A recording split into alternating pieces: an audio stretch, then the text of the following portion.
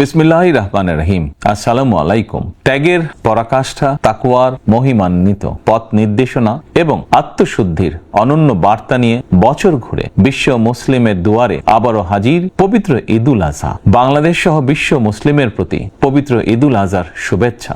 দল, মত, ধর্ম, বর্ণ নির্বিশেষে দেশবাসীকে পবিত্র ঈদের শুভেচ্ছা জানাই। ঈদ মোবারক। কোরবানি শুধু পশু জবাই নয়, বরং লোভ, লালসা, হিংসা, বিদ্বেষ আর মনের পশুত্বকে পরাভূত করার দীক্ষা গ্রহণের মধ্যেই নিহিত রয়েছে কোরবানির মাহাত্ম্য ও তাৎপর্য।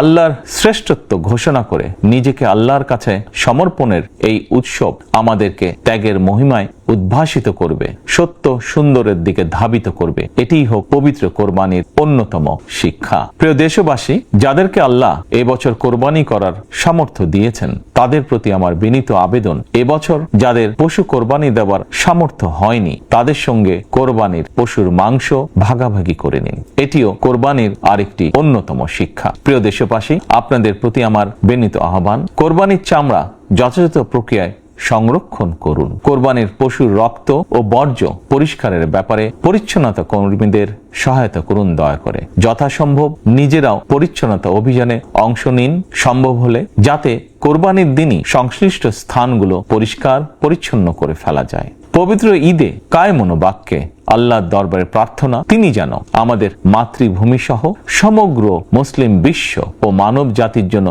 শান্তি, নিরাপত্তা ও স্থিতিশীলতা দান করেন। একই সঙ্গে আমি বিশ্ব জুড়ে শান্তি, সম্প্রীতি এবং নিরাপত্তার জন্য মহান আল্লাহ রাব্বুল আলামিনের দরবারে প্রার্থনা করছি। প্রিয় দেশবাসী, আবারও আপনাদেরকে ঈদুল আজহার শুভেচ্ছা জানাই। ঈদ মোবারক।